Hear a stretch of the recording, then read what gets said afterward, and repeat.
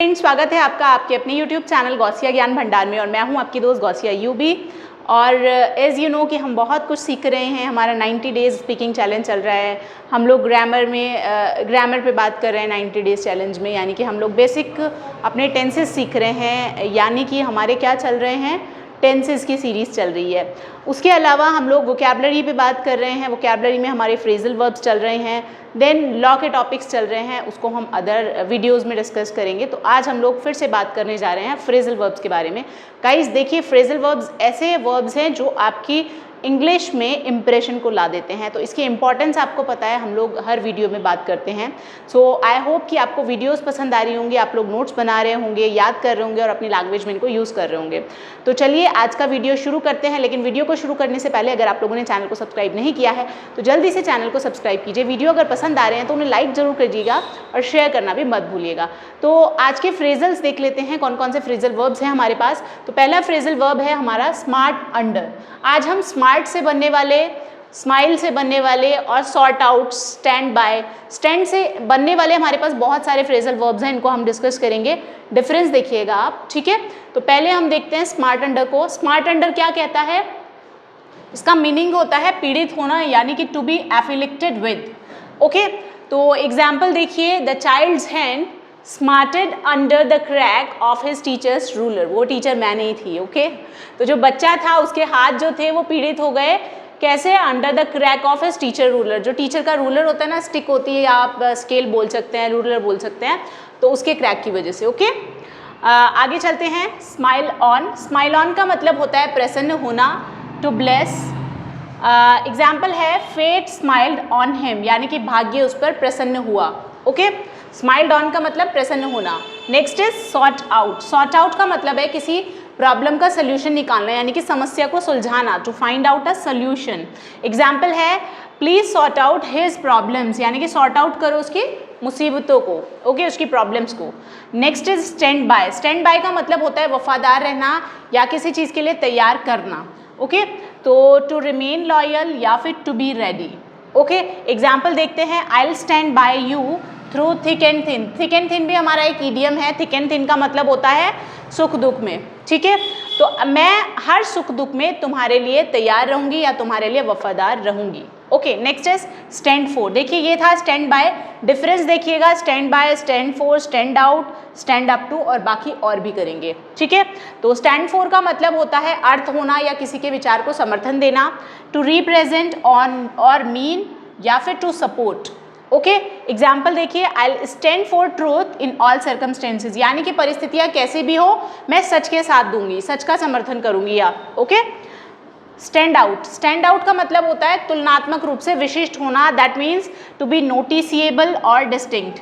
होता है ना कि बहुत सारे लोग होने के बावजूद भी वो सबसे अलग था। जब कोई स्पेशल तरीके से हम किसी की तुलना कर सकते हैं कि अलग से कोई दिख जाता है। तो एग्जाम्पल है he stood out from the rest, यानी कि वो तुलनात्मक रूप से सबसे अलग था, ठीक है। He stood out from the rest, बाकी जितने भी थे उनसे अलग था। Okay, next is stand up to. Stand up to का मतलब होता है मुकाबला करना, किसी से मुकाबला करना। तो डिफेंड और चैलेंज या फिर कन्फ्रंट फियरलेसली। ओके, एग्जाम्पल है you will have to stand up to your tough clients, यानी कि तुम्हें जो है स्टैंड अप होना पड़ेगा अपने टफ क्लाइंट के साथ, यानी कि तुम्हें अपने टफ क्लाइंट्स के साथ मुकाबला करना पड़ेगा, यानी कि उनको कन्फ्रंट करना पड़ेगा फियरलेसली। आगे बढ़ते हैं।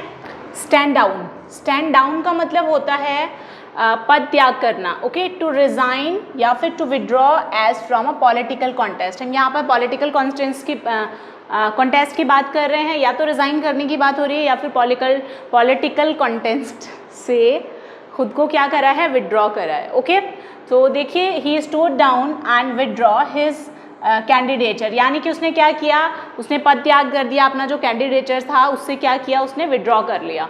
Next is stand up. Stand up का मतलब होता है टिकाऊ रहना, ठीक है, यानी कि किसी चीज़ पे स्टिफ रहना, बने रहना, टिकाऊ रहना। टू रिमेन वैलिड या फिर साउंड और ड्यूरेबल, ठीक है।